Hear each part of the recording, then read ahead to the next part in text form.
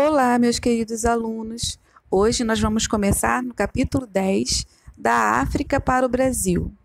Iniciaremos o capítulo onde falaremos primeiramente da África, como eram seus costumes e seus povos. Grande parte da população brasileira é constituída por descendentes de africanos, isto é, afrodescendentes. Por mais de 300 anos, os portugueses trouxeram africanos à força para escravizá-los no Brasil. Como era a vida deles na África? O que faziam? Por que foram trazidos para cá?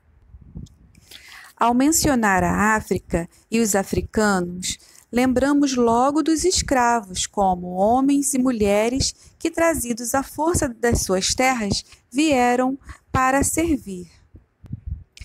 Mas aquele não era apenas um continente em que os europeus se arriscavam com o intuito de fazer mais escravos, cativos.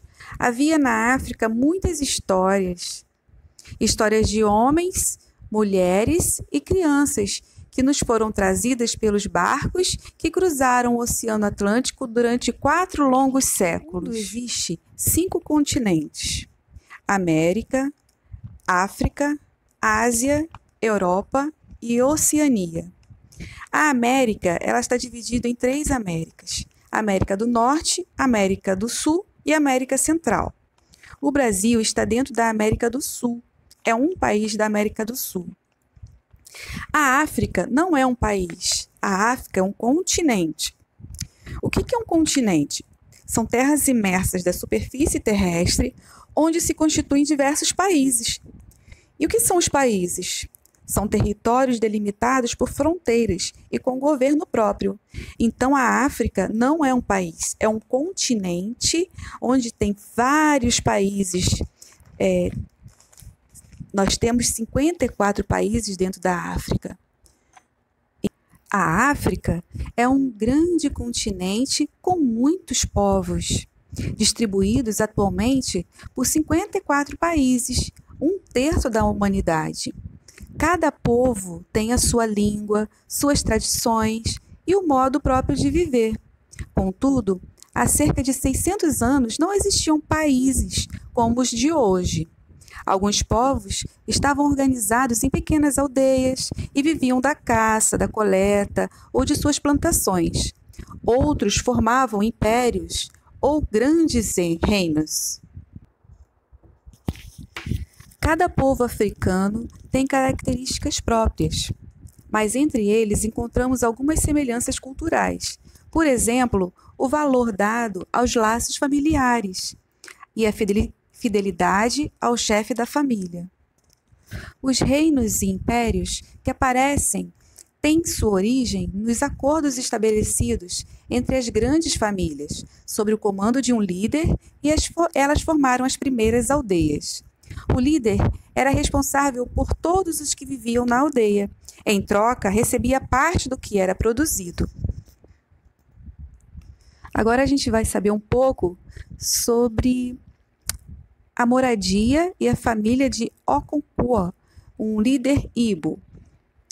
A prosperidade de Okonkwo era visível em seu lar.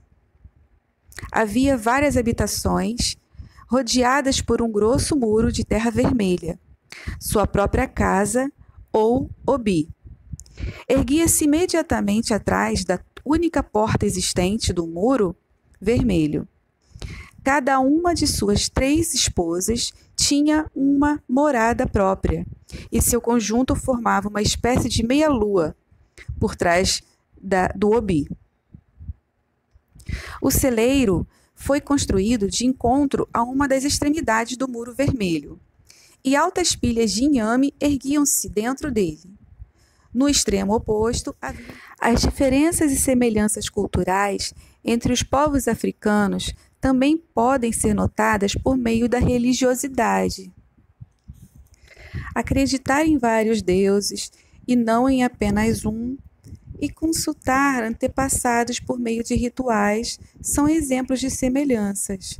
Por outro lado, os rituais realizados por sacerdotes, adivinhos e pessoas encarregadas de curar doenças variam de povo para povo.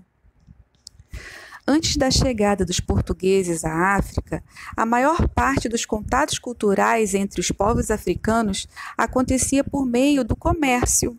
Ao negociar diferentes produtos, os povos se aproximavam e também trocavam ideias e hábitos. Então, entre eles, dentro do continente, vários países. Então, como eles mudavam seus hábitos e ideias?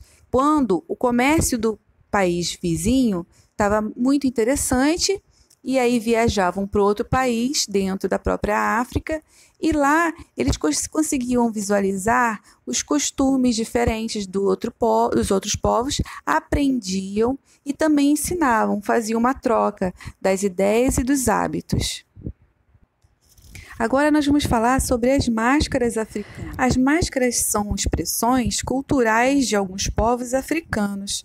Elas podem ser feitas de madeira, barro, marfim, metais e outros materiais.